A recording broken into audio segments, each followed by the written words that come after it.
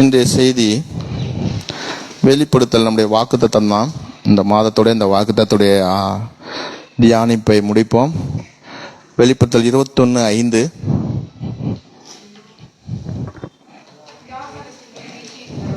சிங்காசனத்தின் மேல் வீட்டிருந்தவர், இதோ நான் சகலத்தையும் புதிதாக்குகிறேன். அல்லேலூயா. ஒரு நிமிடம் ஜெபிக்கலாமா? எங்கள் அன்பின் தேவனே, இந்த வேலையில் ஆண்டவரே, உங்கள் சமூகத்திலே எங்களை தாழ்த்தி ஒப்பு கொடுக்கிறோம்.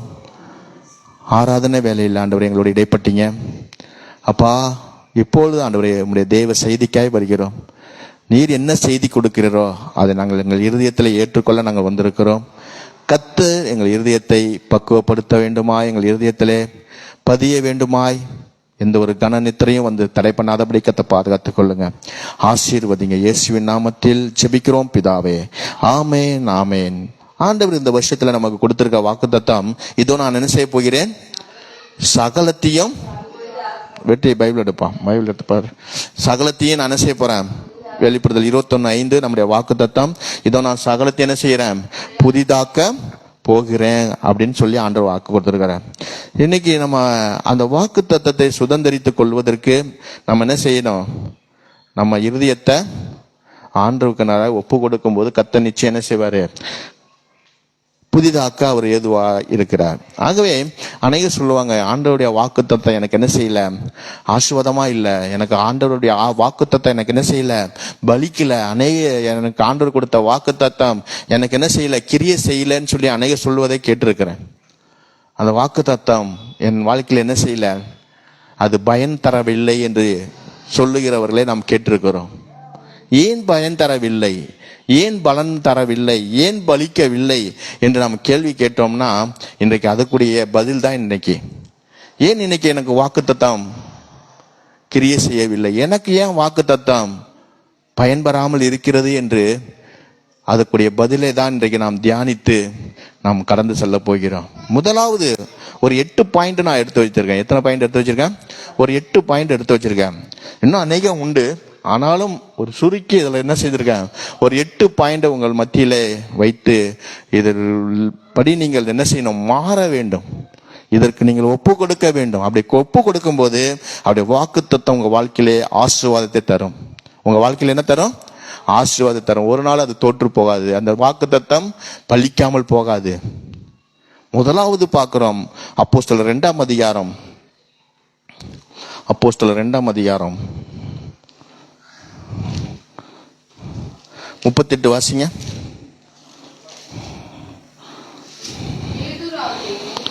பேதுரு அவர்களை நோக்கி, நீங்கள் மனம் திரும்பி ஒவ்வொருவரும் பாவ மன்னிப்புக்கென்று இயேசு கிறிஸ்துவின் நாமத்தினாலே ஞானஸ்தானம் பெற்றுக்கொள்ளுங்கள், அப்பொழுது பரிசுத்த ஆவியின் வரத்தை பெறுவீர்கள். பார்க்கிறோம், பேதுரு இயேசுநாதர் போயிட்டாரு, அவர் உயிர்த்தெழுந்து பரலோகத்துக்கு எடுத்துக்கொள்ளப்பட்டார். எடுத்துக்கொள்ளப்பட்ட சகல ஜனங்களையும் சீஷராக்க அவர்கள் செல்லும் போது அவர் சொல்றாரு, பேதுரு என்ன சொல்றாரு, நீங்கள் என்ன செய்ய வேண்டும், மனம் திரும்ப வேண்டும்.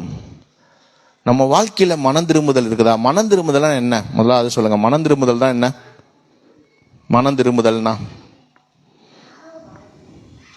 சத்தமா சொல்லுங்க. மனம் திரும்புதல்.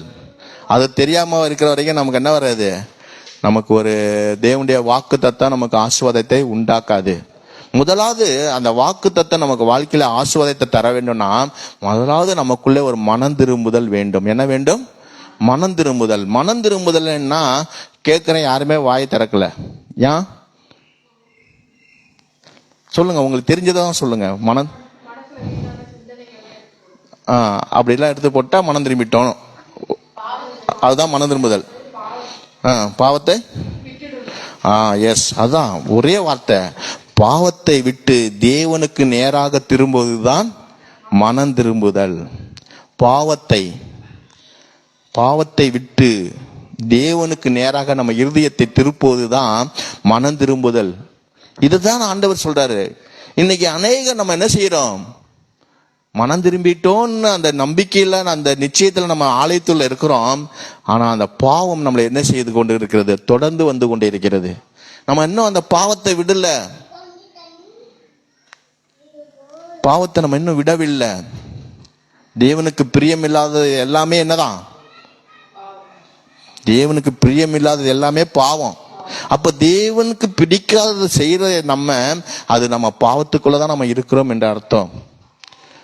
அப்ப மனம் திரும்புதல் என்பது ஒரு வேதத்தின்படி பார்த்தீங்கன்னா வருத்தப்படுதல், அடுத்து துக்கப்படுதல், திரும்பி செல்லுதல்.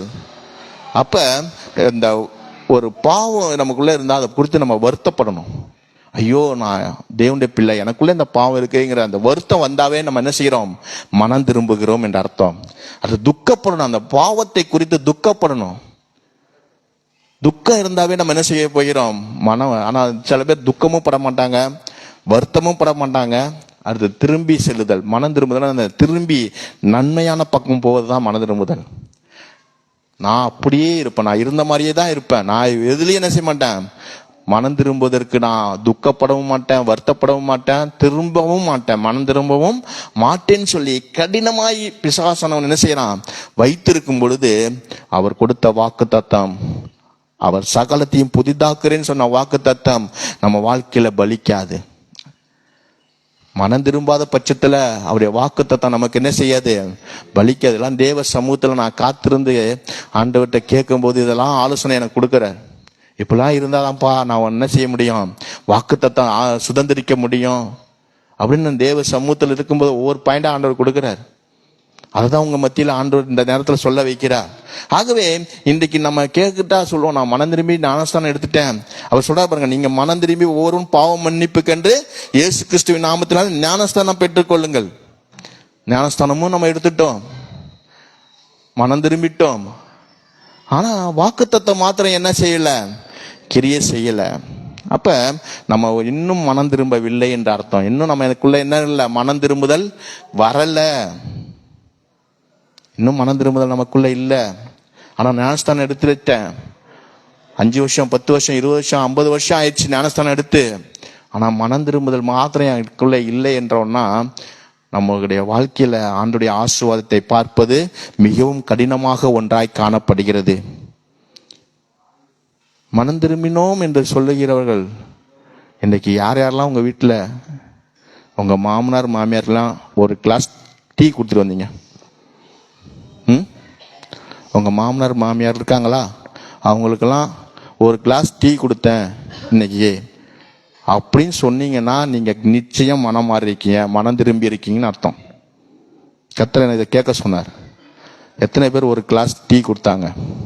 ஒரு கிளாஸ் 100 ml டீ உங்க வீட்டுக்காரோடைய அப்பா அம்மாவுக்கு எத்தனை பேர் கொடுத்தீங்க? கை தூக்க முடியுமா? ஆனா நம்ம என்ன சொல்றோம்? நான் மனம் திரும்பிட்டேன், நான் ரட்சிக்கப்பட்டுட்டேன், நான் சபைக்கு போறேன் எல்லாம் சொல்றோம். இந்த ஒரு சின்ன ஒரு அன்பு கூறுகிற விஷயத்திலே நம்மளால என்ன செய்ய முடியல? மனம் திரும்ப விடல மாட்டேங்கிறான் பிசாசு. இது உங்களை சொல்லி குறான் இல்லை, உங்களை குறை சொல்றதுக்கே இல்லை. இதுக்கெல்லாம் காரணம் பிசாசானவன். அவனுக்கு தெரியும் நீங்க மனம் திரும்பிட்டாவே நீங்க ஆசீர்வதிக்கப்பட்டுருவீங்க. நீங்க ஆசீர்வதிக்கப்படக்கூடாது என்பதற்கு தான் இந்த மாதிரி சின்ன சின்ன காரியத்தில் என்ன பண்ணுவான்? உங்களை ஆசீர்வாதத்தை இழந்து போக வைப்பான். சாதா ஒரு 100 ml டீ நம்ம வீட்டில் நம்ம போடுற டீல என்ன செய்ய போறோம்? ஒரு 100 ml டீ நம்ம அவங்களுக்கு கொடுக்க மனசு வருதா? கொடுக்க மாட்டான் பிசாசு, மனசு கொடுக்கவே மாட்டான். அவருக்கு ஏன் கொடுக்குற? எவ்வளோ வேஸ்ட் பண்ணுவோம், எவ்வளோ தூக்கி ஊற்றுவோம். ஆனா கொடுக்கறதுக்கு நமக்கு என்ன வராது? மனசு வராது. ஆவியானவர் இந்த வேலையில பாரத்தோடு பேசுறாரு. மனம் திரும்புங்க, மனம் திரும்பணும், அன்பு கூறணும், எல்லார்ட்டையும் அன்பு கூறணும். அதான் பிரதான கட்டளையா சொல்றாரு. அப்படி அன்பு கூற வேண்டும். நம்ம கிட்ட அன்பு இருந்துன்னா தாராளமா கொடுப்போம். அதுக்கு பல காரணம் சொல்லலாம். அவங்க என்ன மதிக்கல, என்ன ஏமாத்தினாங்க, என்ன திட்டினாங்க, என்ன அசிங்கமா பேசினாங்க, நம்ம 1000 காரணம் சொல்லலாம். ஆனா மனம் திரும்புதல் வந்துருச்சுன்னா எல்லாத்தையும் என்ன செய்வோம்? தூக்கி போட்டுருவோம். எங்க அப்பா எனக்கு ஏசப்பா இருக்காரு, அவர் எல்லாத்தையும் பார்த்துப்பாரு, அவருக்கு எல்லாம் தெரியும். நான் செய்யறது என்ன? தேவனுக்கு முன்பாக நான் நன்மையை செய்வேன்.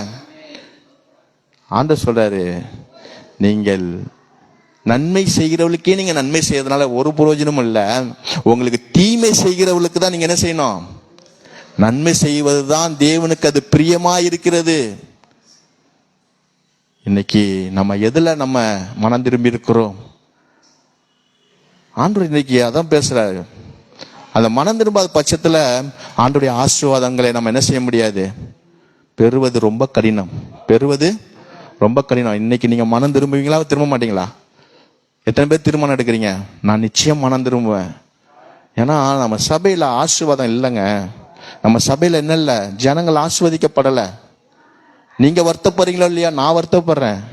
ஐயோ சபைக்கு வராங்க ஜனங்க, காணிக்கை தராங்க, எல்லாம் செய்யறாங்க, ஆனா இன்னும் ஆஸ்வதிக்கப்படலையே. ஆண்டவர் சொல்றாரு, அவங்க இன்னும் மனம் திரும்பலப்பா. மனம் திரும்பணும், பாவத்தை விடணும். அநீதி எல்லாமே பாவம் சொல்லப்படுது. அநீதி எல்லாமே பாவம். பொய் சொல்லுவது பாவம், கோல் சொல்வது பாவம், இங்க கேட்டு அங்க சொல்லி புரணி பேசுவது பாவம், எல்லாம் பாவம். இதெல்லாம் நம்ம விட்டுருக்கோமா? மனம் திரும்பி இதுல இருந்து மனம் திரும்பி இருக்கிறோமா? ஆண்டவர் கேட்கிறாரு, மனம் திரும்புங்க. கொஞ்சம் கடினமாக தான் இருக்கும். மனம் திரும்புதல் போது ரொம்ப நம்ம மனசுக்கு கஷ்டமா தான் இருக்கும். ஏன்னா பிசாசு அந்த அளவுக்கு நம்மளை அதுல பழக்கிட்டான். ஒருத்தவங்களை பகைக்க வச்சு மற்றவங்களோட ஐக்கியமாக விடாதபடி, மற்றவங்களோடு நம்ம ஐக்கியமா இல்லாதபடி பிசாசு நம்மளை அந்த அளவுக்கு நம்மளை அதற்கு நம்ம நியாயப்படுத்திட்டான். நீ செய்யறதுதான் கரெக்ட் அப்படின்னு சொல்லி பிசாசு என்ன பண்ணிட்டான், நீதி நம்மளை அதுல நியாயப்படுத்தி வைத்திருக்கனால நம்ம என்ன செய்ய முடியல, மனம் திரும்ப முடியல. ஆனா அந்த அழுக்கான நீதி என்ன செய்யணும், நம்ம தூக்கி போடணும்.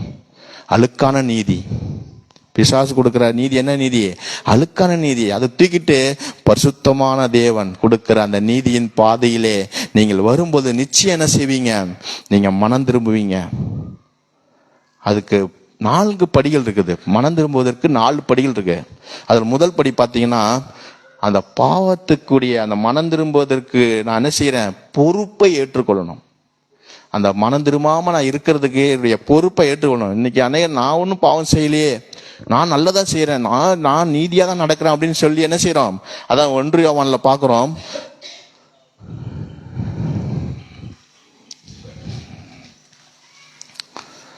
ஒன்றாம் அதிகாரம் 8ஆம் வசனம், பக்கம் 325ஆம் பக்கம். நமக்கு பாவம் இல்லை என்போமானால் நம்மை நாமே வஞ்சிக்கிறவளா இருப்போம்.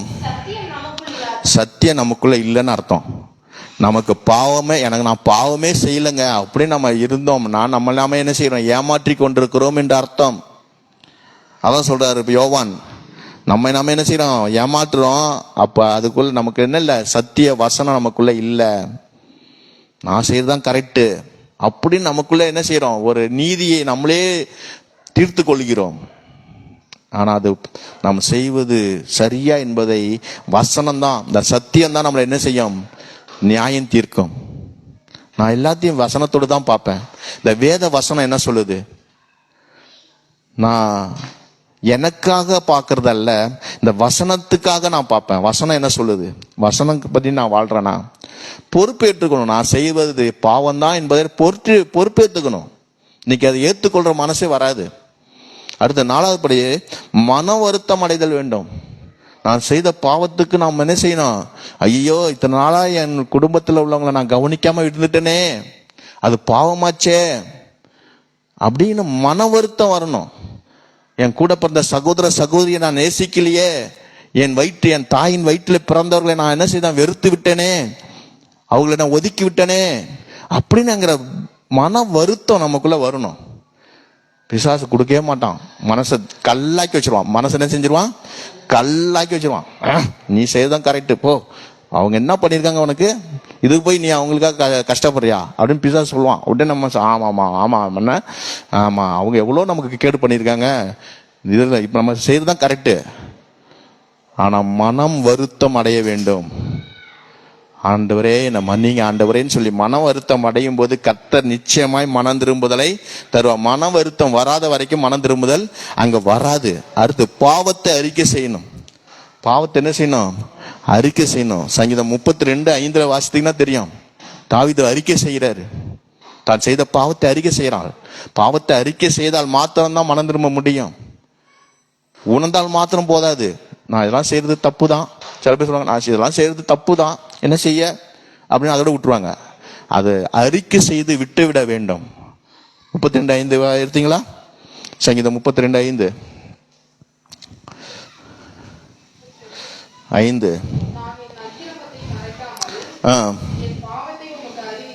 என்னுடைய பாவத்தெல்லாம் அறிவித்தேன். ஆமா, என்னுடைய மீறுதல், என்னுடைய பாவத்தெல்லாம் நான் செய்வேன். அறிக்கையிட்டு ஆண்டவர் சமூகத்தில், ஆண்டவரே இதெல்லாம் நான் செஞ்சுட்டேன், இனிமே நான் செய்ய மாட்டேன் ஆண்டவரே, நான் இதெல்லாம் உமக்கு பிரியமில்லாதெல்லாம் செஞ்சிருக்கேன் ஆண்டவரே, இந்த பாவத்தெல்லாம் நான் செஞ்சேன் ஆண்டவரே, இதெல்லாம் என்ன செய்யுங்க, நான் மன்னிங்க ஆண்டவரேன்னு சொல்லி அறிக்கையிடணும். அறிக்கையிடும் போது கர்த்தர் என்ன செய்யறாங்க, மனதிரும்புதலை கொடுக்கறாரு.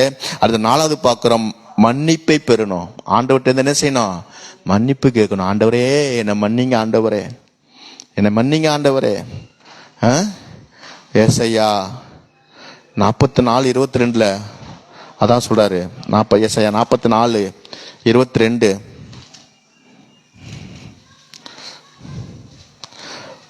உன் மீறுதல்களை மேகத்தை போலவும் உன் பாவங்களை கார்மேகத்தை போலவும் அகற்றிவிட்டேன், என்னிடத்தில் திரும்பு, உன்னை நான் என்ன செய்தேன், மீட்டு கொண்டேன். ஆண்டவர்கிட்ட என்ன செய்யணும், மன்னிப்பை பெறணும். கேட்கும்போது ஆண்டவர் சொல்றாரு, நான் உன்னை என்ன செய்தேன், மீட்டு கொண்டேன்.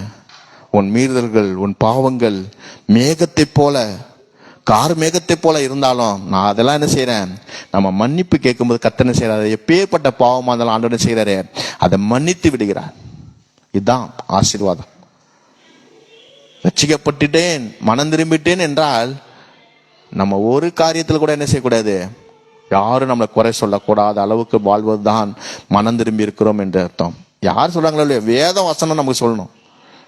உன் காண்கிற சகோதரனிடத்தில் அன்பு கூறாவிட்டால் நீ காணாத தேவனிடத்தில் எப்படி அன்பு கூறுவாயின்னு வேதம் சொல்லுது. நம்ம ஊருக்குள்ள, நம்ம தெருவுக்குள்ள, நம்ம வீட்டுக்குள்ள எல்லாரும் என்ன செய்யறோம், ஒருவரை பார்க்கிறோம். அவங்கக்கிட்டே நம்மளால அன்பா இருக்க முடியலன்னா, காணாத தேவன் விசுவாச கண்களாய் பார்க்கிற அவரை நம்ம எப்படி நம்ம தரிசிக்க முடியும்? நம்ம கூட இருக்கிற, நம்ம குடும்பத்தில் இருக்கிற, நம்ம வீட்டுக்குள்ள இருக்கிற நபர்கிட்டே நம்மளால என்ன செய்ய முடியல, அன்பா இருக்க முடியல. அப்புறம் காணாத தேவனை எப்படி நீங்க அவர்கிட்ட அன்பு கூற முடியும்? அதான் வேதம் சொல்லுது. அதுக்கு மனம் திரும்புதல் வேண்டும். மனம் திரும்புதல் வந்துச்சுன்னா காண்கிற சகோதரர்கிட்ட, சகோதரி கிட்ட, எல்லார்கிட்டையும் நம்ம என்ன செய்வோம், அன்பா இருப்போம். அன்பா இருந்து ஆண்டவருடைய நாமத்தை மகிமைப்படுத்துவோம். ஆகவே ஆண்டவருடைய ஆசீர்வாதங்கள் உங்களுக்கு வர வேண்டுமானால் இந்த வருஷத்துல நான் சொல்றேன், ஒரு 7 வாரம் குறித்து வைத்துக் கொள்ளுங்கள். இதெல்லாம் நீங்க இந்த 7 வாரம் கடைபிடித்து பாருங்க. அடுத்த வாரம் பிப்ரவரி மாசம் 4 வாரம், அடுத்தது மார்ச்ல ஒரு 3 வாரம் கணக்கு பச்சு நீங்க என்ன பண்ணுங்க, நான் இன்னைக்கு சொல்ற அந்த 8 பாயிண்ட் படி நீங்க நடந்து பாருங்க. கர்த்தர் நிச்சயம் உங்க வாழ்க்கையில ஆசீர்வாதத்தை தருவாரா இல்லையான்னு நீங்க எனக்கு சொல்லுவீங்க. ஆனா கரெக்டா இது மாதிரி நீங்க கடைபிடிக்கணும். கடைபிடிச்சுன்னா போதும், கர்த்தர் நிச்சயம் உங்க வாழ்க்கையில அற்புதங்களை செய்ய அவர் போதும். 7 வாரம் பரிபூர்ணமான வாரம். 7 வாரத்தை நீங்க கடைபிடிங்க. கர்த்தர் உங்க வாழ்க்கையில நிச்சயம் தருவார். முதலாவது நீங்க என்ன செய்யணுமா, ஆண்டவர் எதிர்பார்க்கிறார். சொல்லணும் என்ன, மனம் திரும்புங்க. முதல் பாயிண்ட் என்ன, மனம் திரும்பணும். இது வரைக்கும் நமக்குள்ளே ஒரு நீதி வச்சிருப்போம், அந்த நீதியெல்லாம் தூக்கி போடுங்க. நான் மனம் திரும்பிட்டா, நான் பரிசுத்தவான் தான், நான் பரிசுத்தமா தான் இருக்கேன், நான் எல்லார்ட்டையும் இப்படிதான் இருக்கேன், அப்படியே அந்த அந்த இதெல்லாம் தூக்கி போட்டுருங்க. வேத வசனத்தின் படி பாருங்க. நான் அன்பு கூறுகிறேனா, அதை பத்தி நான் எடுத்தா இன்னும் நேரம் போயிடும். இது இந்த ஒரு டாபிக்கே 1 வாரம் பேசலாம் நான். ஆனா நான் மேலோட்டமா போயிட்டு இருக்கேன். அடுத்த நேரம் இல்லை, அடுத்ததா பாக்குறோம். விசுவாசம் வேணும். உங்களுக்குள்ள என்ன வேணும், விசுவாசம் குறையவே கூடாது. இன்னைக்கு விசுவாசமே இல்லை. இன்னைக்கு விசுவாசம் நமக்குள்ள என்ன ஆயிடுச்சு, குறைந்து போயிட்டது. எபிரேயர் 11ஆம் அதிகாரத்துல வாங்கலாம். எபிரேயர் 11ஆம் அதிகாரம் 1ஆம் வசனம்.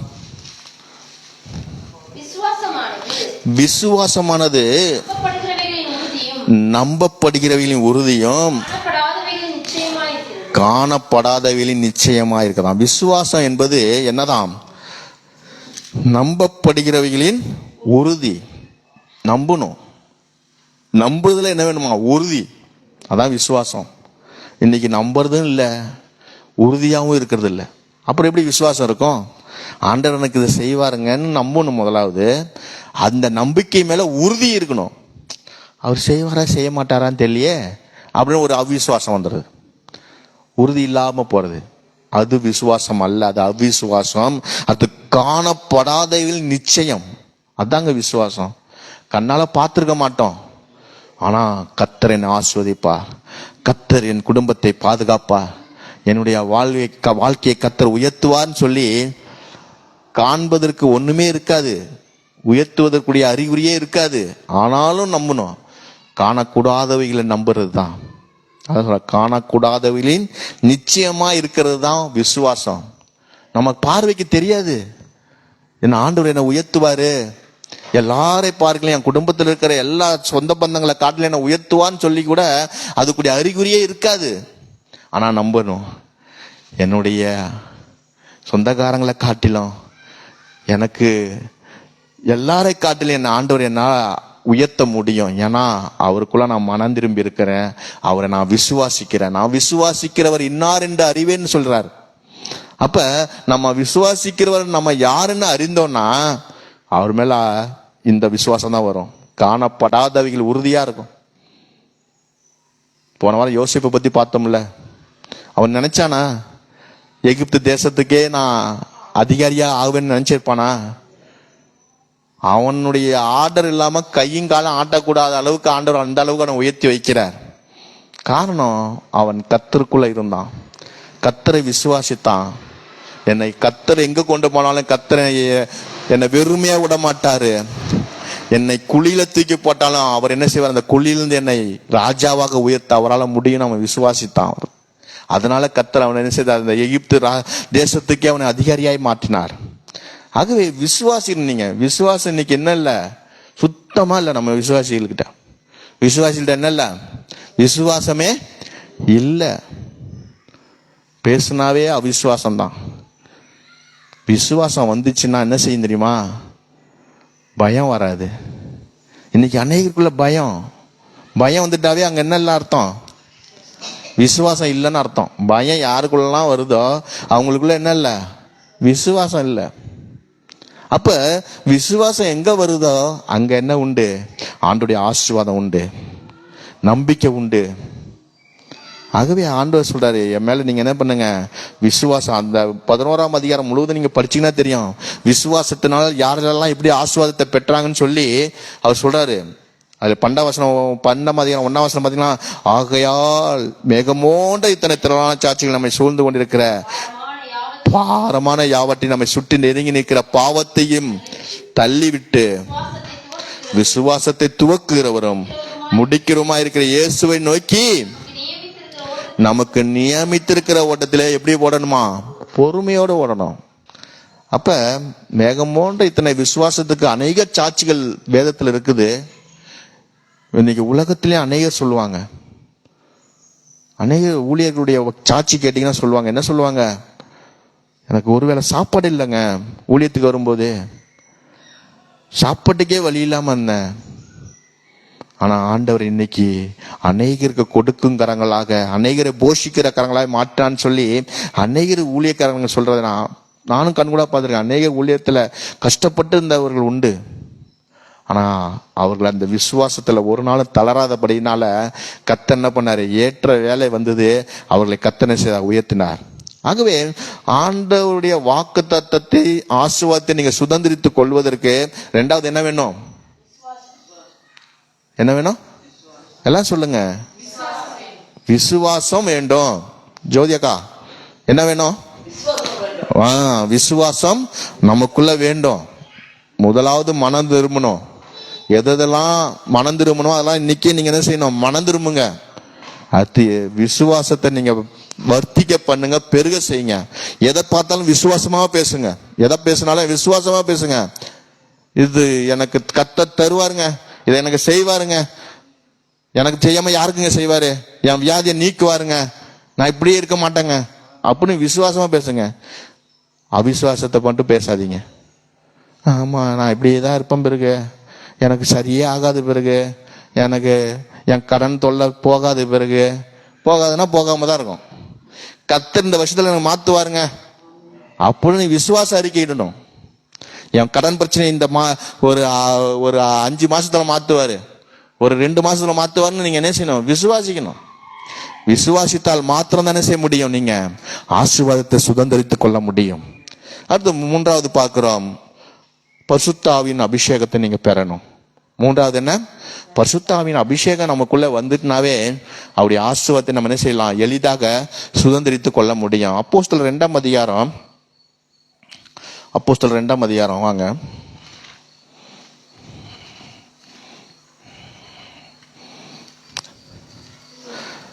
17-18 வாசிங்க. கடைசி நாட்களில் நான் மாம்சமான யாவர் மேல் என் ஆவியை ஊற்றுவேன். அப்பொழுது உங்கள் குமாரரும் உங்கள் குமாரத்திகளும் தீர்க்க தரிசனம் சொல்லுவார்கள். உங்க வாலிபர்கள் தரிசனங்களை அடைவார்கள். உங்கள் மூப்பர் சொப்பனங்களை காண்பார்கள். என்னுடைய ஊழியக்காரன் மேலும் அந்நாட்களில் என் ஆவியை ஊற்றுவேன். அவர்கள் தீர்க்க தரிசனம் சொல்லுவார்கள். ஆண்டவர் சொல்றார், நான் மாம்சமான யாவர் மேல என் ஆவி என்ன செய்யறேன், ஊற்றுவேங்கிறாரு. இவங்களுக்கு தான் ஊற்றுவேன், அவங்களுக்கு தான் ஊற்றுவேன்னு இல்ல, மாம்சமா இருக்க இந்த சரீரமா இருக்கிற எல்லார் மேல ஆண்டவர் என்ன செய்யறாரு, அவருடைய ஆவியை ஊற்றுவேங்கிறார். அதுக்கு தகுதி என்ன? மனம் திரும்பணும். விசுவாசமா இருக்கிறவங்க மேல ஆண்டவருடைய என்ன தராராம், அவருடைய பரிசுத்த ஆவியை தருகிறேங்கிற. இன்னைக்கு நீங்க யாரெல்லாம் அபிஷேகம் பெறலையோ, பரிசுத்த ஆவியின் அபிஷேகத்தை பெறலையோ, நீங்க இன்னைக்கு என்ன செய்யணும், பெற்றுக்கொள்ள வேண்டும். பரிசுத்த ஆவி இல்லாமல் நம்ம என்ன செய்ய முடியாது, தேவனுடைய ஆசீர்வாதத்தை சுதந்திரித்துக் கொள்ள முடியாது. இது ஒரு ரகசியம். சபைக்கு வந்த போனா மாத்திரம் ஆண்டவர் ஆசீர்வதிப்பாருங்கிறது அல்ல. அவருடைய பரிசுத்த ஆவியை பெற்றுக்கொள்ளும் பொழுது அவர் அநேக வரங்களை தருகிறார். தீர்க்க தரிசன வரங்களை தருகிறார். சொப்பனங்களை வியாக்கரணம் பண்ணுகிற வரங்களை தருகிறார். எல்லா வரங்களையும் தந்து ஆண்டவர் என்ன செய்வாரு, ஆசீர்வதிக்கிறார். யாரெல்லாம் பரிசுத்த ஆவியின் அபிஷேகம் இல்லையோ, நீங்க இன்றையிலேருந்து வாஞ்சிக்கணும். இந்த ஒரு வாரம் ஜெபத்துக்கு வாங்க. இந்த ஒரு வாரம் ஜெபத்துல வந்து ஆண்டவர் சமூகத்துல கேளுங்க, அப்பா உங்க பரிசுத்த ஆவியின் அபிஷேகத்தை நான் பெறணும் ஆண்டவரேன்னு கேளுங்க. கர்த்தர் உங்களுக்கு அந்த பரிசுத்த ஆவியின் அபிஷேகத்தை தருவார். அப்படி பரிசுத்த ஆவியின் அபிஷேகத்தை பெறுகிற உங்க வாழ்க்கையில கர்த்தர் நிச்சயம் என்ன செய்வாரு, உங்க வாக்கு தத்தம் அது ஆசீர்வாதமாய் மாறும். நீங்க சொல்ல மாட்டீங்க. அப்ப பரிசுத்த ஆவி வந்தா மாமிச ஆவி என்ன செய்யாது, அங்க இருக்காது. இன்னைக்கு நம்ம கிட்ட இருக்கிறதெல்லாம் என்ன ஆவி, மாம்சத்தின் ஆவி. மாம்சத்தின் ஆவி நமக்குள்ள இருக்கிற வரைக்கும் நம்ம ஆசீர்வாதத்தை என்ன செய்ய முடியாது, சுதந்திரிக்க முடியாது. நம்ம ஆண்டவர் விரும்புறது, என் பிள்ளைங்க என் பரிசுத்த ஆவியை பெற்றுக்கொள்ளணும் விரும்புறாரு. ஆனா நம்ம என்ன செய்யறதில்ல, பரிசுத்த ஆவியை பெறாம மாம்சத்தின் ஆவி, மாம்ச பலம் எங்கும் ஆண்டவருக்கு என்ன செய்யாது, பிடிக்காத ஒன்று. மாம்சத்தின் ஆவி எங்க செயல்படுதோ அங்க ஆண்டவருடைய ஆவியான ஒரு கிரியை அங்க செயல்படாது. ஆண்டவருடைய ஆசீர்வாதம் அங்க இறங்காது. அப்ப நம்ம மாம்சத்தின் ஆவியை தூக்கி போட்டுட்டு பரிசுத்த ஆவியை நம்ம பெறணும். பரிசுத்த ஆவியை பெறுவதற்கு ஒரே வழி, நம்முடைய மாம்சத்தினுடைய கிரியையெல்லாம் அப்புறப்படுத்தணும். மாம்சத்தின் கிரியைகள் பார்த்தீங்கன்னா சொல்லப்பட்டிருக்குது கலாத்தியர் 6ஆம் அதிகாரத்துல. அது படிச்சா இன்னும் லேட் ஆகும். இந்த மாம்சத்தின் கிரியையெல்லாம் நம்ம அப்புறப்படுத்தினா அது படிச்சிருவோமே. ஏன்னா அது தெரிஞ்சாதான் அடுத்து நீங்க பரிசுத்த ஆவியை நீங்க என்ன செய்ய முடியும், பெற முடியும். கலாத்தியர் 6ஆம் அதிகாரத்துக்கு வாங்க. அது தெரிஞ்சாதான் நீங்க பரிசுத்த ஆவியை பெற முடியும். எதெல்லாம் இருந்தா நமக்கு தடையா, மாம்சத்தின் ஆவி. முதல்ல மாம்சத்தின் ஆவி என்னன்னு பார்த்தாதான் நீங்க என்ன செய்ய முடியும், அதுல இருந்து விடுதலையாக முடியும். 5ஆம் அதிகாரம், சாரி கலாத்தியர் 5ஆம் அதிகாரம்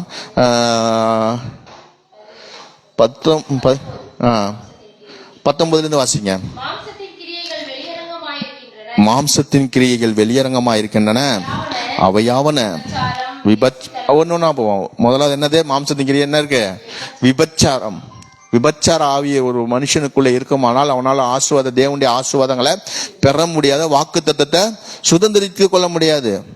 விபச்சாரம் என்பது ஒரு பொண்ணை இச்சையா பார்த்தாவே அங்க விபச்சாரம் ஆயிடுச்சுங்கிறார் புதிய ஏற்பாடுல. பழைய ஏற்பாடுல விபச்சாரம் செஞ்சாதான் விபச்சாரம்ங்கிறார். ஆனா ஒரு பொண்ணை தவறான நோக்கத்துல பார்த்தாவே அங்க விபச்சாரம் ஆயிடுச்சுங்கிறாரு. அப்ப இவ்வளவு பரிசுத்தமா நம்ம இருக்க வேண்டியதா இருக்குது. அடுத்து விபச்சாரம், அடுத்து வேசித்தனம்.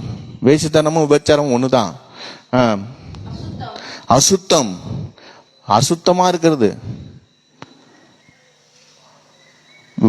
வெளிப்புறமா அசுத்தமா இருக்கிறதும் சரி, அடுத்து நம்முடைய இருதயமா அசுத்தமா இருக்கிறது. வேண்டாத சிந்தனைகள், வேண்டாத கெட்ட வார்த்தைகள் நம்ம வாயிலிருந்து பேசுறதெல்லாம், சில பேர்லாம் பேசுறது பார்த்தீங்கன்னா அப்படியே தூஷணமான வார்த்தை, காது கொடுத்து கேட்க முடியாத அளவு வார்த்தை வந்துட்டு இருக்கும், அதான் அசுத்தம். அடுத்து காம விகாரம். காம விகாரம்னா தெரியும் தானே, தெரியுமா தெரியாதா? அதெல்லாம் இருந்தா அது மாம்சத்தின் ஆவி. அடுத்து விக்கிரக ஆராதனை. விக்கிரக ஆராதனை. அடுத்து பில்லி சூனியம் பண்றது, பகைகள். அதான் பகைகள், சண்டைகள், விரோதம், ஒருத்தவங்க விரோதமா இருக்கிறது, வைராக்கியம். நானா செத்தா கூட அவங்க வாசலை மிதிக்க மாட்டேன், செத்தா கூட அவங்க முகத்தை பார்க்க மாட்டேன், அது வைராக்கியம். அந்த வைராக்கியம் இருக்கிறது மாம்சத்தின் ஆவி. அவங்கள்ட்ட பரிசுத்த ஆவி கண்டிப்பா வராது. வைராக்கியம் யாரு இந்த உலகத்துக்குரிய காரியத்தின் நிமித்தம் வைராக்கியம் யாருக்கிட்ட இருக்குதோ அவங்கள்ட்ட ஆண்டுடைய பரிசுத்தாவி வராது. அவங்க பரிசுத்தாவி வராத பட்சத்துல ஆண்டுடைய ஆசீர்வாதத்தையும் ஆண்டுடைய வாக்கு தத்தத்தையும் சுதந்திரத்துக் கொள்ள முடியாது. அடுத்து பாக்குறோம் சண்டை. எப்ப பார்த்தாலும் சண்டை, சண்டை, எதுக்கிறதா சண்டை. சில பேர் அந்த சண்டை போடுறதே அவங்கள இதா இருக்கும். அந்த சண்டையெல்லாம் நம்ம விட்டுடணும், சமாதானமா தான் இருக்க ஆண்டவர் விரும்புறாரு. அடுத்து பிரிவினைகள், கோபங்கள் விட்டாச்சு. ஆமா, கோபமும் அது மாம்சத்தின் கிரியா இருக்கு, மாம்சத்தின் ஆவியா இருக்குது. கோபத்தை என்ன செய்யணும்? விட்டு விட வேண்டும். அடுத்து பிரிவினை, ஒருத்தவங்களுக்கு பிரிவினை. நான் அவங்கள்ட்ட பேச மாட்டேன், நான் இவங்களோட அவங்க பக்கத்துல உட்கார மாட்டேன், அவங்க கிட்ட நான் நிக்க மாட்டேன், அதுதான் பிரிவினை. ஜாதி பாக்குறது, மார்க்க பேதங்கள், மார்க்க பேதம், அவங்க இது நான் இது அப்படின்னு அந்த மார்க்க பேதங்கள் உண்டு. பொறாம ஆவி இருந்தாவே அங்க என்ன வராது? பரிசுத்த ஆவி வராது. ஒருத்தவங்க நல்லா இருந்துட்டா அவங்கள குறித்து பொறாமப்படுறது. எப்படி இருக்காங்க, எப்படி ஒரு காலத்துல இருந்தாங்க தெரியுமா, இங்க வரும்போது இந்த ஊர்ல இருக்கும்போது எப்படி இருந்தாங்க தெரியுமா, இப்ப எப்படி இருக்காங்க அப்படின்னு வயிறு அப்படியே எரியுறது, குபுறுது. அதான் பொறாம ஆவி. கொலைகள், அடுத்து வெறிகள், களியாட்டுகள் முதலானவைகளே இப்படிப்பட்டகளை செய்கிறவர்கள் தேவனுடைய ராஜ்யத்தை சுதந்திரிப்பதில் என்று முன்னே நான் சொன்னது போல இப்போது உங்களுக்கு சொல்லுகிறேன். அப்ப இவர்கள் தேவனுடைய ஆசீர்வாதத்தை என்ன செய்ய முடியாது? சுதந்திரிக்க முடியாது. இந்த மாதிரி குணங்கள்லாம் உங்கள்கிட்ட இருந்தா இன்னைக்கோட நீங்க என்ன செய்யணும்? மனம் திரும்புங்க. நம்ம இருக்கிறது கொஞ்சம் பேரா இருந்தாலும் இன்னைக்கு அநேகர் வந்தால் ஆஸ்வதிக்கப்பட்டிருக்கலாம்.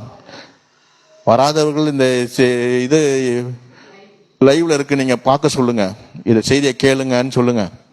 அப்ப ஆண்டவருடைய பரிசுத்த ஆவியை நீங்க என்ன செய்யணும்? பெறணும். பரிசுத்த ஆவி பெறாதவங்க என்ன செய்யணும்? பெறணும். பெறுவதற்கு முன்பாக நம்மகிட்ட இருக்கிற அசுத்த ஆவியெல்லாம் என்ன செய்யணும்? அப்புறப்படுத்தணும். மாம்சத்தின் கிரியெல்லாம் கத்தரை அப்புறப்படுத்தும் போது நிச்சயமா கத்தனை செய்யறாரு, அவருடைய ஆசீர்வாதத்தை நம்ம சுதந்திரிக்க முடியும். யோசேப்புக்குள்ள தேவனுடைய ஆவி இருந்ததா, கத்துடைய ஆவியானவர் அவனுக்குள்ள இருந்தார் யோசேப்புக்குள்ள. அதனால்தான் கத்தர் அவனை செய்தாரு, மேன்மையாக வைத்தார். யோசேப்புக்குள்ள கத்துடைய ஆவி வந்தது போன வாரம் பார்த்தோமா இல்லையா? அந்த பரிசுத்த ஆவி அவனுக்குள்ள இருந்ததுனாலதான் எல்லா பாதைக்குள்ளாக அவன் கடந்து சென்றான். எல்லா பாதையிலும் கத்தர் அவனோடு இருந்தார். சரி, அடுத்தது பார்க்கிறோம். நான்காவது, ஜெபிக்க வேண்டும். எப்படி ஆண்டவர் சமூகத்தில் நம்ம எல்லாம் எப்படி இருக்கணும்? ஜெபிக்கிறவர்களா இருக்கணும். நாலாவது என்ன? மனம் திரும்பியாச்சு, விசுவாசமா இருக்கிறேன், பரிசுத்த ஆவி பெற்றிருக்கேன், ஆனா நான் என்ன செய்ய மாட்டேன்? ஜெபிக்க மாட்டேங்க. ஏன்? நான் பிஸி, ஐ ஆம் பிஸி, எனக்கு வேலை, ஆனால் நான் என்ன செய்ய மாட்டேன்? ஜெபிக்க மாட்டேங்க. ஆனா ஆண்டவர் மட்டும் என்ன செய்யணும்? என்ன ஆண்டவர் மாத்திரம் என்ன செய்யணும்? ஆசீர்வதிக்கணும். என் கடன் பிரச்சனை எல்லாம் மாத்தணும், என் வியாதியெல்லாம் நீக்கணும், என் பிரச்சனை எல்லாம் மாத்தணும். ஆனா நான் என்ன செய்ய மாட்டேன்? என்ன செய்ய மாட்டேன்? பேசுங்க, உங்களுக்காக பேசிட்டு இருக்கேன். ஆனா நான் மட்டும் என்ன செய்ய மாட்டேன்? அப்படியே ஜெபிச்சாலும் ஒரு 2 நிமிஷம் ஜெபிப்பேங்க, அதுக்கு மேல நான் என்ன செய்ய மாட்டேன்?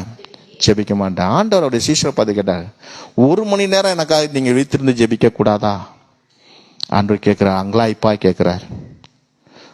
ஆகவே 2 நாளாகமம் புஸ்தகம் 7ஆம் அதிகாரம், 2 நாளாகமம் 7ஆம் அதிகாரம் 14ஆம் வசனம் வாசிங்க. 2 நாளாகமம் 7ஆம் அதிகாரம் 14ஆம் வசனம். என் நாமம் தரிக்கப்பட்ட என் ஜனங்கள் தங்களை தாழ்த்தி ஜெபம் பண்ணி என் முகத்தை தேடி தங்கள் பொல்லாத வழிகளெல்லாம் விட்டு திரும்பி அப்பொழுது பரலோகத்தில் இருக்கிற நான் கேட்டு அவர் பாவத்தெல்லாம் மன்னித்து அவர் தேசத்துக்கு சேமத்தை கொடுப்பேன்.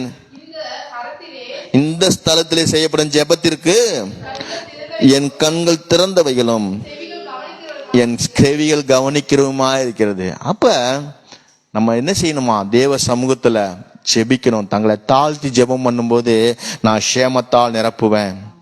உங்க வாழ்க்கை சேமத்தினால நான் ஆசீர்வாதத்தினால் நிரப்பப்படும். ஜெபிக்காத ஒரு வாழ்க்கையில ஜெயம் கிடையாது. ஜெபிக்கணும்.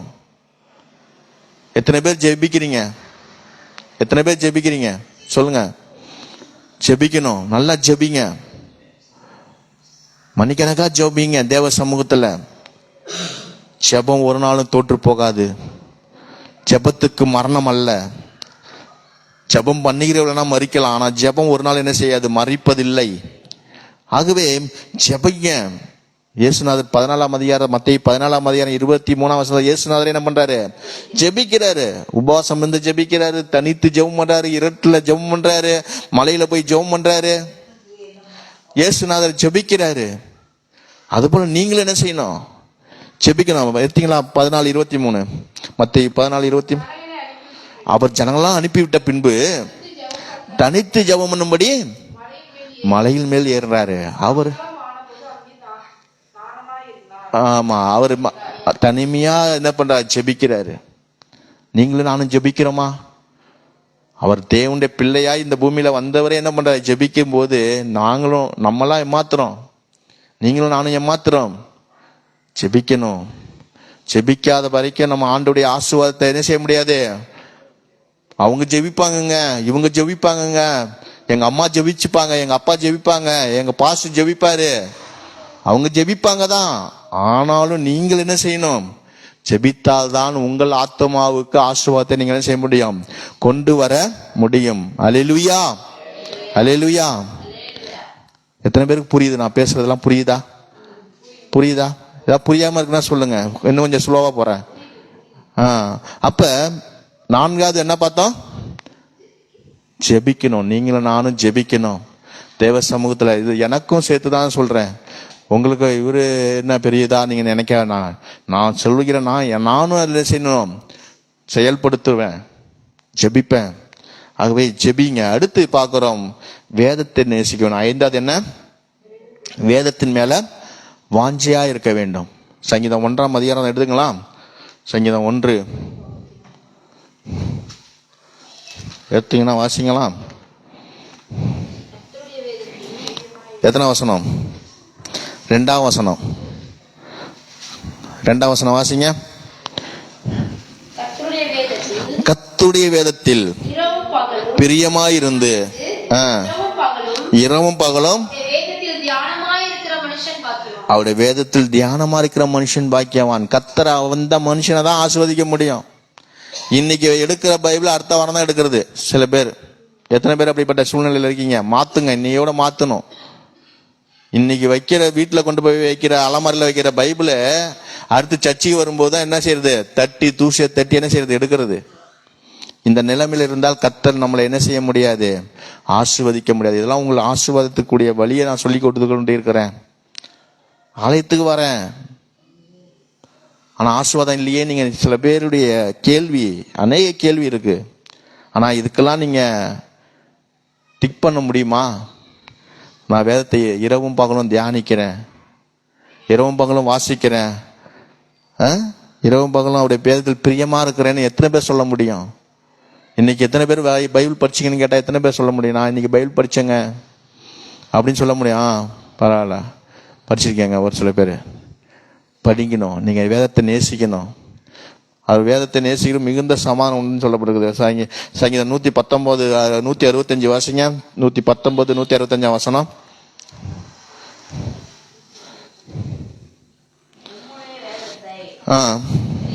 நேசிக்கிறவர்களுக்கு மிகுந்த சமாதானம் உண்டு. அவங்களுக்கு எந்த ஒரு இடர்களும் மாட்ட மாட்டாங்க, அவங்க எந்த ஒரு சிக்கலையும் மாட்ட மாட்டாங்க. ஏன்னா அந்த வேத வசனம் அவர்களை என்ன செய்யும்?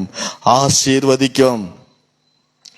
கிறிஸ்தவன், நான் கிறிஸ்தவனாய் மாறிட்டேன் அப்படின்னு நம்ம சொல்றோம். ஆனா நமக்குள்ள இந்த காரியங்கள்லாம் இருக்குதா? ஒரு கிறிஸ்தவர்கள் என்கிற நம்ம பெயர், நம்ம ஆண்டோடைய பிள்ளைகள் என்கிற பெயர் வாங்குறோம்னா ஜெபிக்கிறோமா, வேதம் வாசிக்கிறோமா, பரிசுத்த ஆவியின் அபிஷேகத்தில் இருக்கிறோமா, விசுவாசத்தோடு இருக்கிறோமா, அவ்விசுவாசியோடு சேர்ந்து அவ்விசுவாசியோட பேசிக்கிட்டு இருக்கோமா? இன்றையோட உங்களை தொடர்புலாம் நீங்க நிறுத்தணும். அவ்விசுவாசியோட நீங்க தொடர்பு வைக்காதீங்க. ஒன்னு அந்த அவ்விசுவாசியை நீங்க விசுவாசியா மாத்த பார்க்கணும். அந்த அவ்விசுவாசியோடு பேசுகிறவர்களோட நீங்க சேர்ந்து பேசிட்டு இருக்க கூடாது. ஆகவே இரவும் பகலும் அவருடைய வேதத்துல நீங்க என்ன செய்யணும்? தியானமா இருக்கணும், பிரியமா இருக்கணும். வேதத்தின் மேல வாஞ்ச. நீங்க எதை வேணாலும் பாருங்களாம், டிவி பாருங்க, செல்ல பாருங்க, இன்ட்ரெஸ்டா பார்க்க சொல்லுவான் பிசாசு.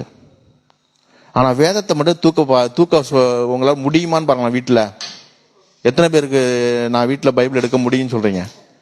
டிவி, செல்லு எல்லாம் இருக்கு. ஆனா அதன் மத்தியில நான் வேதத்தை எடுக்கிறேன்னு யாராவது தைரியமா சொல்ல முடியுமா? டிவி இருக்கு அவங்க வீட்டுல?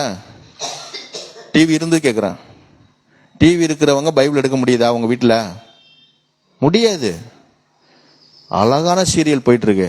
நேத்து இதோட நிறுத்தினா, இன்னைக்கு என்ன நடக்க போகுது, இன்னைக்கு படம், இன்னைக்கு இந்த இவருடைய படம் ஓடுது, அதெல்லாம் நம்ம என்ன செய்வோம்? இன்ட்ரெஸ்டா பார்ப்போம். படத்தை, சீரியல் எல்லாம் பார்ப்போம். ஆனா அந்த வேதத்தை எடுத்து ஒரு 5 நிமிஷம் படிக்க முடியாது. ஏன்னா இதுல அவ்வளோ பவர் இருக்குங்க. இந்த வேதத்துல அவ்வளோ வல்லமை இருக்கு. அதை நீங்க பெற்றுக்கொள்ள கூடாது என்பதுக்கு தான் பிசாசு என்ன பண்ணுவான்? இதுல தொடவே உங்களை மனசை வைக்க மாட்டான். இன்னைக்கு நீங்க ஒரு தீர்மானம் எடுக்கணும். இந்த வேதத்தின் மேல நீங்க பிரியமா இருங்க. இந்த வேதம் உங்களை உயர்த்தும். இந்த வேதத்தை எடுத்தவர்கள் ஒரு நாள் என்ன செய்யறதில்லை? கெட்டு போனதில்லை.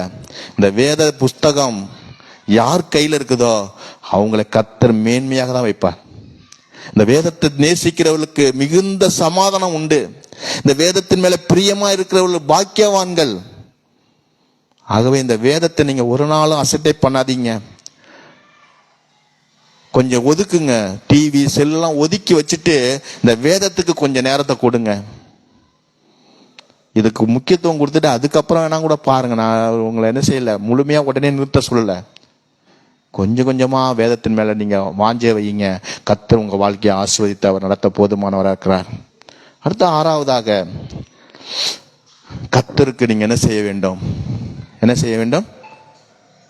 ஊழியம் செய்ய வேண்டும். கர்த்தருக்கு நீங்க என்ன செய்ய வேண்டும்? ஊழியம் செய்ய வேண்டும். அதான் வேதம் சொல்லுது. யோவான் 12ஆம் அதிகாரம் 26ஆம் வசனம் வாசிங்க. யோவான் 12:26.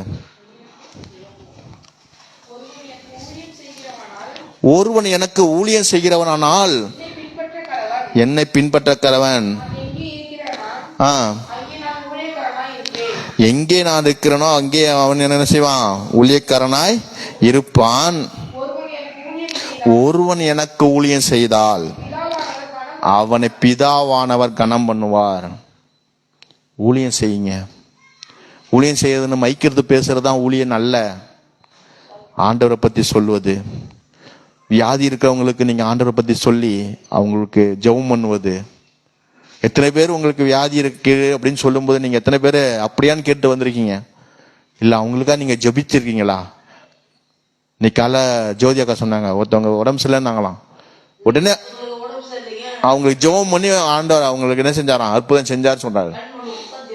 ஆமா, இந்த மாதிரி நீங்களும் செய்யணும். அதான் ஊழியம். அது மாத்திரம் ஊழியம் இல்ல. சபைக்குள்ளே இருக்கிற வேலைகள், பாய் போடுறது, பாய் மடிக்கிறது, கூட்டுறது, சமைக்கிறது, டீ போடுறது, எல்லாம் சுத்தம் பண்றது, எல்லாம் ஆண்டவருக்காக செய்யற ஊழியம். அதான் சொல்றாரு, ஒரு கிளாஸ் தண்ணியை நீங்க கொடுத்தாவே அது ஊழியங்க. ஒரு டம்ளர் தண்ணி நீங்க ஒருவருக்கு நீங்க கொடுக்குறீங்கனாவே அது ஊழியம். ஊழியம் என்ன? சேவை. அதுக்கு நீங்க கர்த்தருக்கு செய்யற சேவை. அதனால நீங்க நினைக்கலாம் ஊழியம்னா மைக் எடுத்துட்டு அப்படியே ஸ்டேஜில் நின்று பேசுறதுதான் ஊழியம், பிரசங்கம் பண்றதுதான் ஊழியம் இல்ல. நீங்க ஆண்டவருக்காக பிரயாசப்படுகிறது எல்லாமே ஊழியம் தான். நீங்க ஆண்டவருக்காக பிரயாசப்படுறது என்னென்ன பிரயாசப்படுறீங்க? ஆண்டவருக்கா நீங்கள் இது வரைக்கும் என்னென்ன பிரயாசப்பட்டிருக்கீங்க யோசித்து பாருங்க. இது வரைக்கும் நான் ஆண்டவருக்கா என்ன ஊழியம் செஞ்சுருக்கேன், சபையின்ல எந்த ஊழியம் செஞ்சுருக்கேன் அப்படின்னு யோசித்து பார்த்து இனிமேல் நீங்கள் என்ன செய்யணும், ஊழியம் செய்யுங்க. நீங்கள் கர்த்தர் உங்களை கனம் பண்ணுவார், பிதாவானவர் உங்களை கனம் பண்ணுவார், உயர்த்துவார், ஆசீர்வதிப்பார். இதெல்லாம் தேவ சமூகத்துல இந்த ஆண்டவர் உங்களுக்கு கொடுக்கிற ஆலோசனை. நீங்க நிச்சயம் இதை நீங்க கடைத்து பிடித்து நீங்க பாருங்க, ஒரு 7 வாரத்துல உங்க வாழ்க்கையில அற்புதம் நடக்குதான்னு பாருங்க. அப்ப நீங்க கர்த்தருக்கு நீங்க என்ன செய்யணும், ஊழியம் செய்யணும். என்ன செய்யணும், சபையில என்ன செய்ய வேண்டும், கேட்கணும். என்ன தொல்லை பண்ணிட்டே இருக்கணும். நீங்க வாங்க இது செய்வோம் அது செய்வோம் அப்படின்னு நீங்க தொல்லை பண்ணணும். ஊழியம் செய்வதற்கு எந்தாவது ஊழியம் செய்யணும். நீங்க வருவேன் உட்காருவேன் ஏஞ்சி போவேன் அப்படின்னு நம்ம வாழ்க்கை இருக்கவே கூடாது. இன்றையிலிருந்து எல்லா வேலையும் முடிச்சதான் நீங்க என்ன செய்யணும், சபையை விட்டே போகணும். அதான் ஊழியம். அவர்களை கர்த்தர் செய்யறாராம், ஒருவன் எனக்கு ஊழியம் செய்தால் அவனை பிதாவானவர் என்ன பண்ணுவாரு, கனம் பண்ணுவார். உங்களை ஆண்டவர் கனம் பண்ணுவார், உங்களை மேன்மைப்படுத்துவார், உங்களை ஆசீர்வதிப்பார். எப்ப செய்வாரு, அல்லேலூயா. அவருக்கு நீங்க ஊழியம் செய்யும் போது நிச்சயம் உங்களுக்கு அவர் மேன்மை தந்து ஆஸ்வதிக்க அவர் போதுமானவராக இருக்கிறார். இது வரைக்கும் எத்தனை பார்த்துருக்கோம், டக்குன்னு சொல்லுங்க. 6 பார்த்துருக்கோம், இன்னும் 2 பார்த்துருவோமா? அடுத்து யாத்திராவும் புஸ்தகம் 20ஆம் அதிகாரம் 8ஆம் வசனம், 20:8.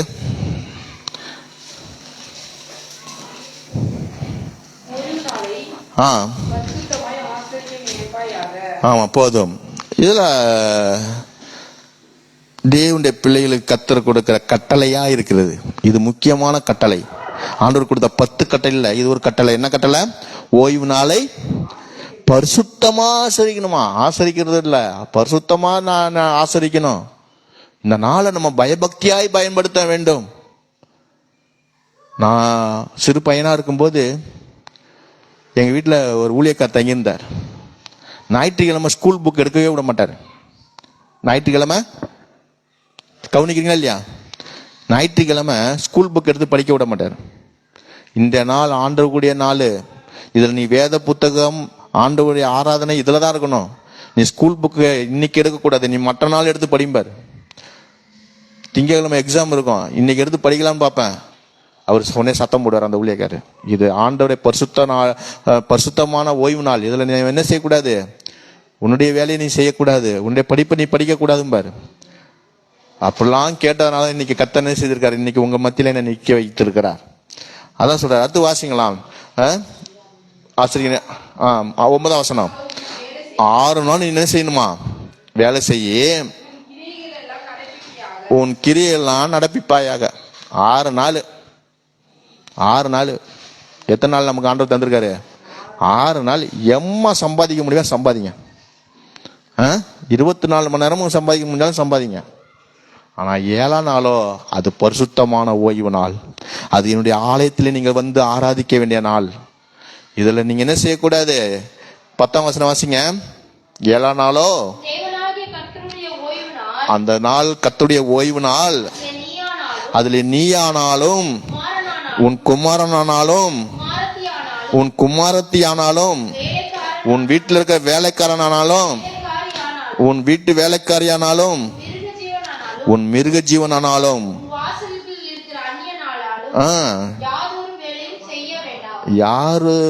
எந்த ஒரு வேலையும் நீங்க என்ன செய்யக்கூடாது. இந்த 7ஆம் நாள் ஆகிய இந்த பரிசுத்த ஓய்வு நாள நீங்க என்ன செய்யக்கூடாது, எந்த வேலையும் செய்யக்கூடாது.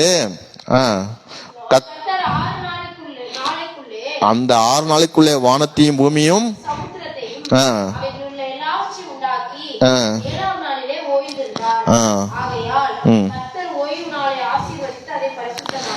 ஓய்வு நாள்ல தான் ஆஸ்வதித்திருக்கிறார் ஆண்டவர். அப்ப ஓய்வு நாள்ல வந்து நம்ம ஆராதிக்கும் பொழுதுதான் அந்த ஆசீர்வாதத்தை நம்ம என்ன செய்ய முடியும், பெற்றுக்கொள்ள முடியும். 52 வாரம், 52 ஓய்வு நாள். 52 ஓய்வு நாள்ல நான் எத்தனை நாள் ஓய்வு நாள் வருவேன் தீர்மானம் எடுக்கணும். நான் 52 நாளும் வருவேன். அதுக்கு தான் நம்ம ப்ரைஸ் எல்லாம் கொடுக்குறோம். நியூ இயர் அன்னைக்கு எத்தனை பேர் 50 நாள் மேல வராங்கன்னு 50, 51, 52 3 ப்ரைஸா கொடுக்குறோம். தீர்மானம் இன்னைக்கு எடுக்கணும். அது ஆசீர்வாதங்க. ஓய்வு நாளில் நீங்க அசட்டை பண்ணீங்கன்னா கர்த்தர் உங்களை அசட்டை பண்ணுவார். அது கர்த்தருக்குரிய நாள். இதுல உங்க சொந்த வேலையை செய்யக்கூடாது. 6 நாள் செய்ய முடியாத வேலையை 7ஆம் நாள் நம்ம செய்யலாமா? செய்யக்கூடாது. 6 நாள் சம்பாதிச்சே நமக்கு ஆசீர்வாதம் இல்லை. இந்த 7ஆம் நாள் செஞ்சுதான் நமக்கு ஆசீர்வாதம் வரப்போதா? கூட கொஞ்சம் ஆசீர்வாதத்துக்கு பதிலாக சாபத்தை நம்ம வாங்கி கொண்டிருக்கிறோம் என்று அர்த்தம். கூட கொஞ்சம் என்ன செய்யறோம்? சாபத்தை பெற்று கொண்டிருக்கிறோம். ஆண்டவருடைய ஆசீர்வாதத்தை பெறுகிறவர்களாய் நம்ம மாற வேண்டும் என்பதான் ஆண்டவர் சொல்லிடுறாரு. என் பரிசுத்தமான அந்த ஓய்வு நாள் என்ன செய்யுங்க? ஆசிரியங்க. இதை பத்தி இப்ப படிச்சா கண்ணமா ஆசீர்வாதங்க. ஓய்வு நாளில் கூடிய ஆசீர்வாதங்கள் அநேகம். ஏசாயா 58ஆம் அதிகாரத்தில் வாங்கலாம். அதை சொல்லிட்டு அடுத்த பகுதிக்கு போறேன். ஏசாயா 58.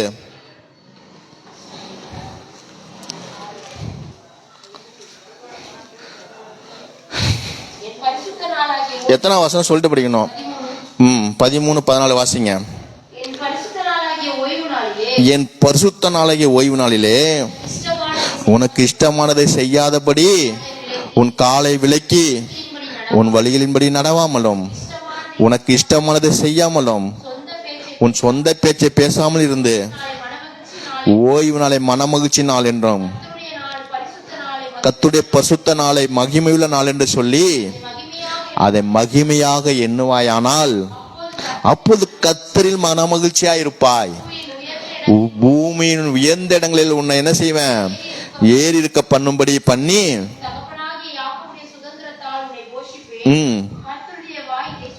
கர்த்தருடைய வாயை சொல்லுதுங்க. என்ன சொல்லுது?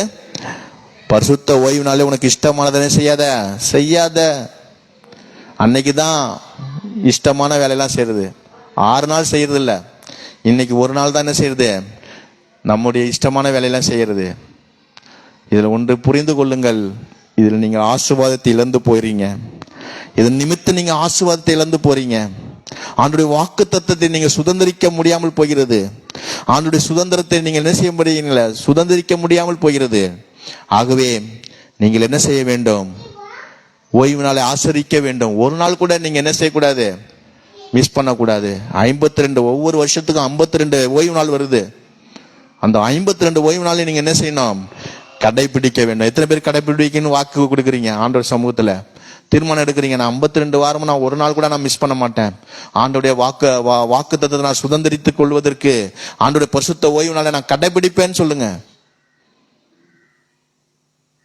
அநேக சொல்லுவாங்க மரித்துட்டாங்க, டெத்து வீட்டுக்கு போனோம். மரித்தோரை அங்க இருக்கிறவங்க அடக்கம் பண்ணுவாங்க. மரித்தோர் அடக்கம் பண்ணுவாங்க. அங்க வேதம் தான் சொல்லுது.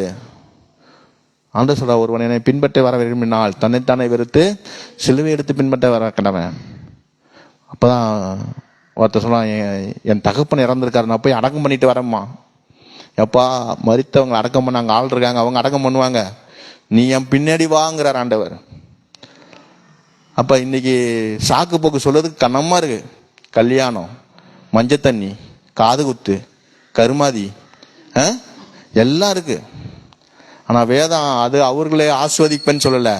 அவருடைய பரிசுத்த நாளை பரிசுத்தமாய் ஆசீர்வதிக்கிறவங்க என்ன சொல்றாராம்?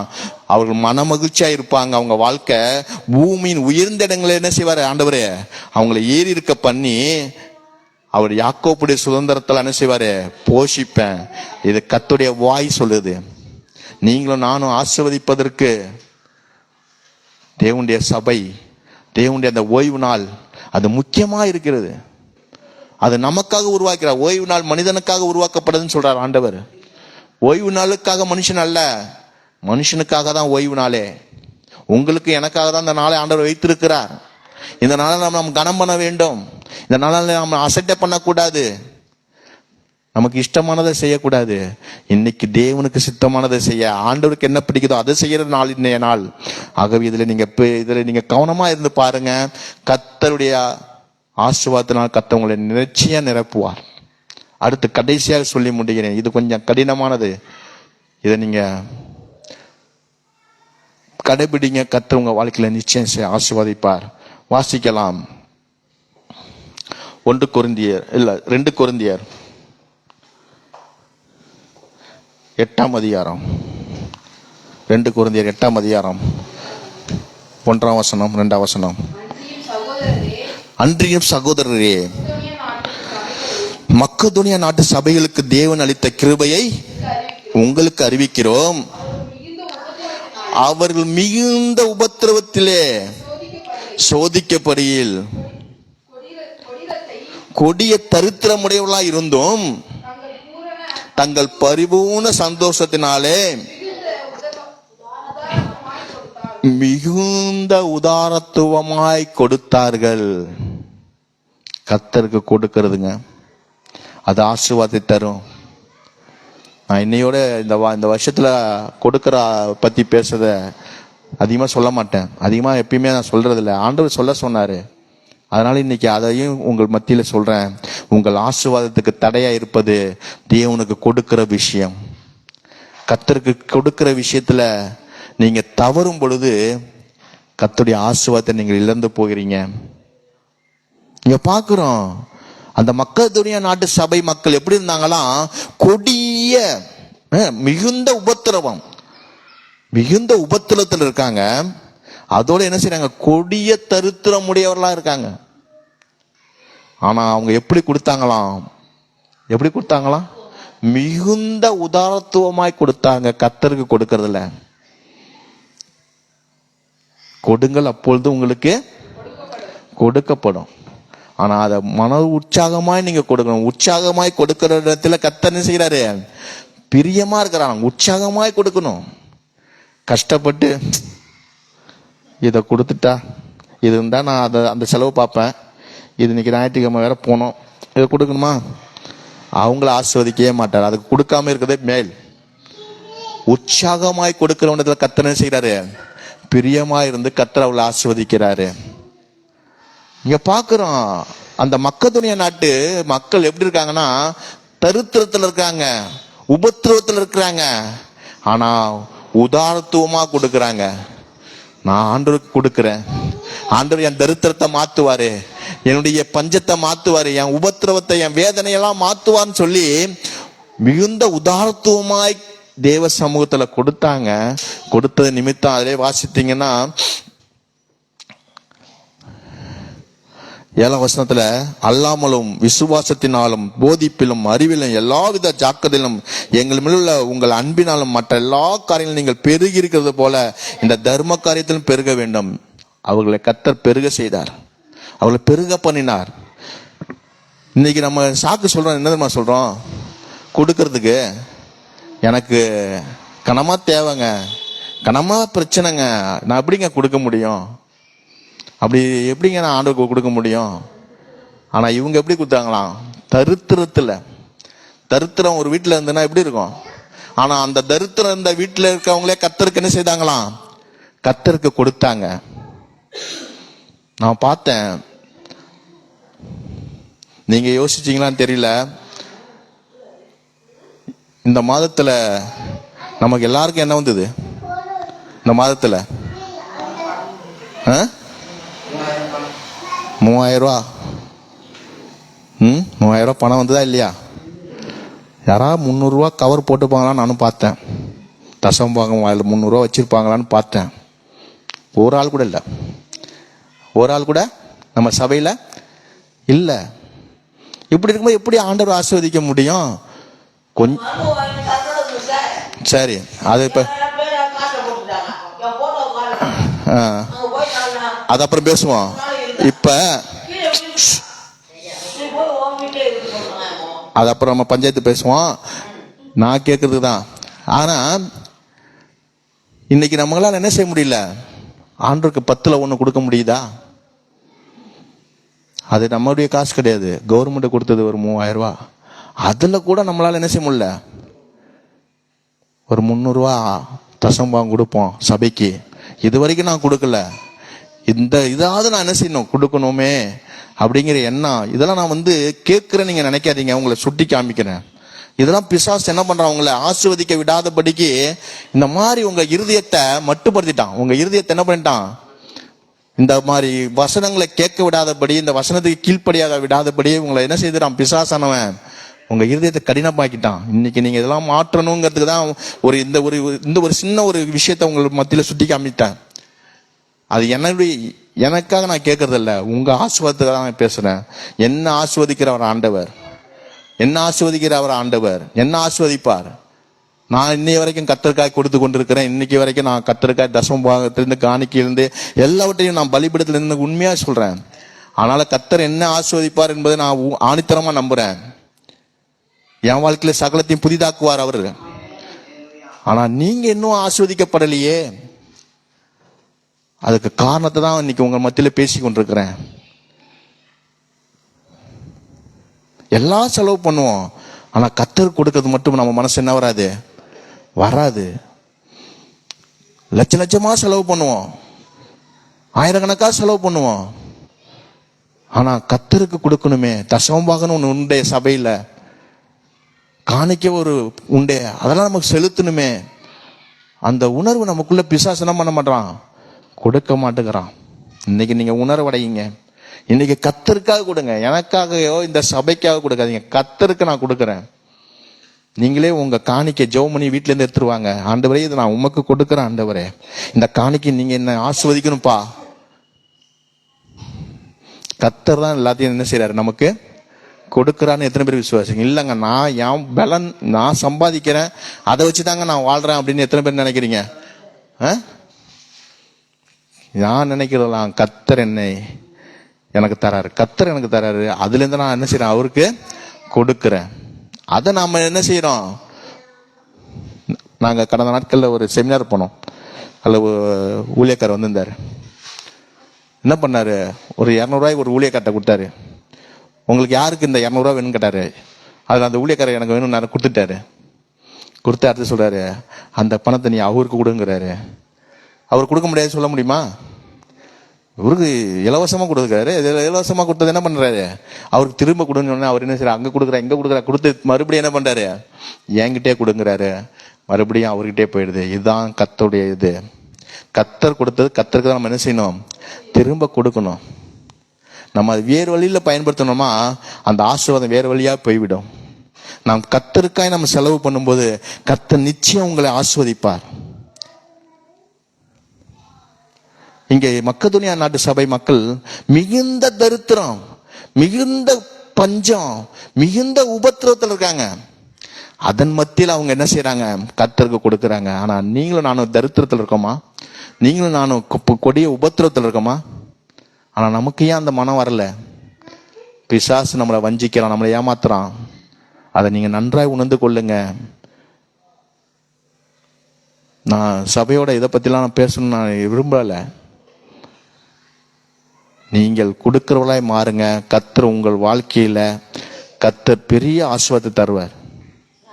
நீங்க கொடுக்கறத நிறுத்துனீங்கன்னா உங்க ஆசீர்வாதம் நிறுத்தப்படும்.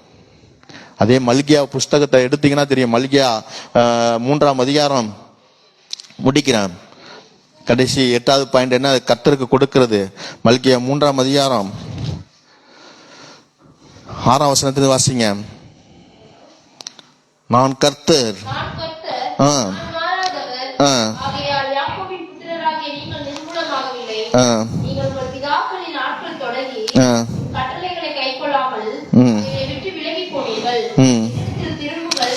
என்னிடத்துல மனம் திரும்புங்கிறாரு. அப்போது நான் உங்க பக்கமா திரும்புவேன் சொல்லுகிறார். கேட்கிறாங்க, நாங்க எந்த விஷயத்துல ஆண்டவரே நாங்கள் மனம் திரும்பணும்? நாங்க எல்லாம் சரியா தானே இருக்கிறோம், நாங்க சரியா தானே இருக்கிறோம், நீங்கள் மாத்திரம் எதுல எங்களை திரும்ப சொல்றீர் அப்படின்னு கேள்வி கேட்கிறாங்க ஜனங்க. மல்கியா தீர்க்கதரிசியை பார்த்து, ஆண்டவரே நாங்கள் எந்த விஷயத்துல மனம் திரும்ப வேண்டும்? நாங்கள் எல்லாம் சரியா இருக்கிறோமே அப்படிங்கிறாங்க. அடுத்த கீழே வாசிங்க. ஆண்டவர் கேட்கிறார், மனுஷன் தேவனை ஏமாத்தலாமா? நீங்களோ என்ன ஏமாத்துறீங்க? எதுல என்ன ஏமாத்தணுங்கிறீங்க? தசம பாகத்திலும் காணிக்கையிலும் தானே. இந்த 2 விஷயத்துல கர்த்தரை நம்ம ஏமாத்துறோமே. ஆண்டவருக்கு தெரியும். உங்க வருமானம் என்னன்னு என்பது எனக்கு தெரியாது, ஆனா ஆண்டவருக்கு தெரியுமா தெரியாதா? உங்க வருமானம் என்னன்னு ஆண்டவருக்கு தெரியும். நீங்க வேணா எனக்கு மறைக்கலாம், நானும் கேட்க மாட்டேன். யாரையா கேட்டிருக்கேன்னா உங்களுக்கு எவ்வளவு சம்பளம்னு யாரையும் நான் கேட்டது இல்லை. ஆனா கர்த்தருக்கு தெரியும். ஆனா அதுல நம்ம உண்மையா இருக்கணும். தசம பாகத்திலும் காணிக்கையிலும் நம்ம எப்படி இருக்கணும்? உண்மையா இருக்கணும். ஆனா ஆண்டவர் வேதனையே சொல்றார், நீங்க என்ன ஏமாத்துறீங்கப்பா. உங்க தசம பாகத்திலையும் உங்க காணிக்கையிலும் என்ன செய்றீங்க? என்ன வஞ்சிக்கிறீங்க, ஏமாத்துறீங்க. அது கீழே வாசிங்க. நீங்க சபிக்கப்பட்டவர்கள், நீங்க எல்லாரும் என்ன ஏமாத்திட்டீங்கப்பா.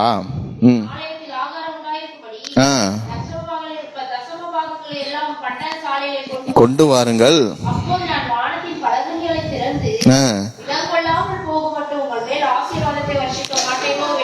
இடங்கொள்ளாமல் போக மட்டும் உங்கள் மேல் ஆசீர்வாதத்தை வர்ஷிக்க மாட்டேனோ என்று, அதனால் என்னை சோதித்து பாருங்கள் என்று சேனையிலையும் கர்த்தர் சொல்றாரு. சோதித்து பாருங்க, கர்த்தருக்கு கொடுத்து சோதித்து பாருங்க. எல்லாம் அவர் கொடுத்தது, அவருக்கே நீங்க என்ன செய்யுங்க? கொடுத்து சோதித்து பாருங்க. கர்த்தருக்கு கொடுக்கிறது என்பது விதைக்கிறது.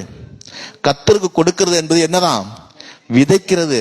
விதைத்தோம்னா அதுக்கு பலன் உண்டா இல்லையா? விதைச்சிட்டு அந்த விதை அப்படியே போயிடுமா? கொஞ்ச நாள் கழிச்சு என்ன ஆகும்? அது அப்படியே முளைத்து செடியாகி மரமாகி அது காய்த்து அப்படியே கனிகளை தந்து நம்ம வாழ்நாள் முழுதும் நம்ம பின் சந்ததி எல்லாம் என்ன செய்யப்படும்? அந்த மரத்திலிருந்து வருகிற கனிகளை புசித்து திருப்தி அடையும். அதான் கொடுக்கிறது என்பது விதைக்கிறதுக்கு சமம். தேவனுக்கு கொடுக்கிறது என்பது தேவனிடத்தில் நம்ம விதைக்கிறோம். அது ஏற்ற வேலையில் அது என்ன செய்யும்? அது பலன் கொடுக்கும். அது போகாது, வெறுமையாய் போகாது. அந்த விதைத்த விதை வெறுமையாய் போகாது. அதான் விதைத்தவன் உறங்கினாலும் விதைகள் என்ன செய்வது இல்லையா?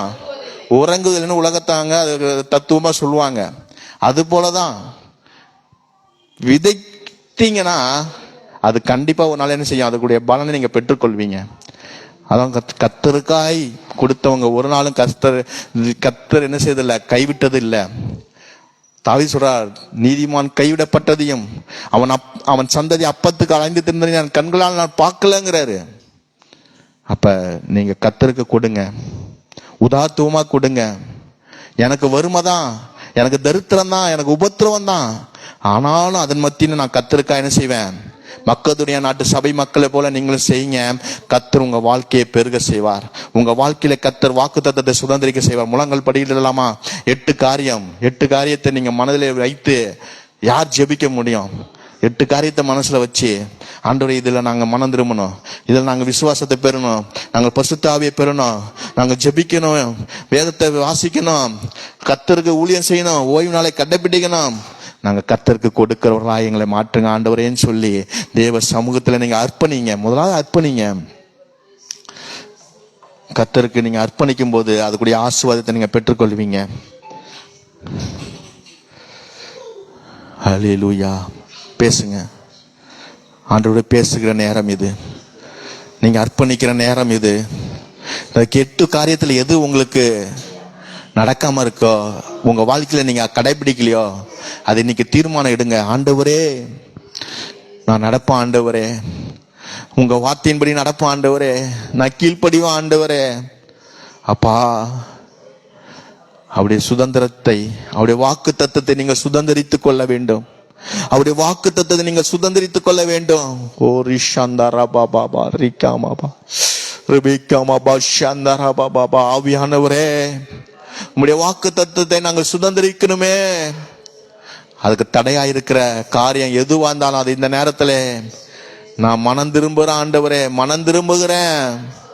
இன்றைக்கு இந்த வீட்டுக்கு ரட்சிப்பு வந்ததுன்னு சொன்னாரே சகைவை பார்த்து, இன்றைக்கு உங்களுக்குள்ளே ஆண்டவுடைய ரட்சிப்பு, ஆண்டவுடைய மனம் திரும்புதல் இன்றைக்கு உண்டாகட்டும்.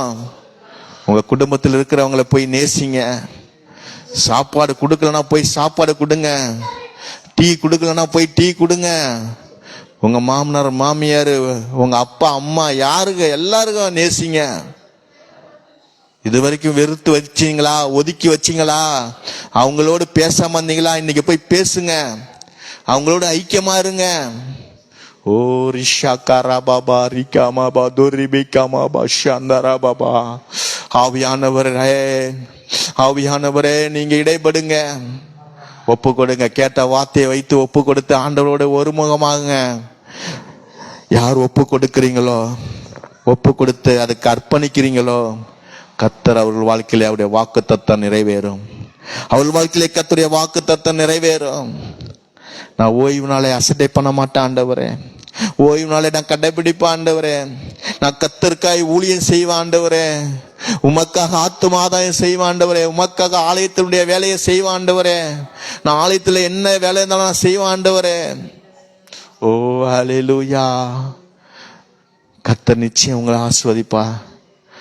இந்த வருஷத்துடைய துவக்கத்துல நான் இன்னைக்கு சொல்லியிருக்கேன், இந்த வருஷம் முடிவதற்குள்ளாக நிச்சயம் அதுக்குரிய பலனை நீங்க காண்பீங்க. நீங்க சொல்ல மாட்டீங்க வாக்குத்தத்தம் எனக்கு பலிக்கலன்னு சொல்ல மாட்டீங்க, ஆண்டவர் வார்த்தை பொய்ன்னு சொல்ல மாட்டீங்க. அவர் சொல்றார், செம்மையாய் நடக்கிறவனுக்கு என் வார்த்தைகள் நன்மை செய்யாதோ, செம்மையாய் நடக்கிறவர்களுக்கு அவருடைய தேவனுடைய வார்த்தை நிச்சயம் நன்மை செய்யும். பரிசுத்தமாய் வாழ்கிற வாழ்க்கையிலே அவர் வார்த்தை நிச்சயமாய் நன்மை செய்யும். தேவ சமூகத்தில் நீங்கள் அர்ப்பணிங்க. தேவ சமூகத்தில் அர்ப்பணித்தவர்களாக, அப்பா நீங்க தான் டேடி. ஹல்லேலூயா ஹல்லேலூயா. உமக்கு ஸ்தோத்திரம் ஸ்தோத்திரம்.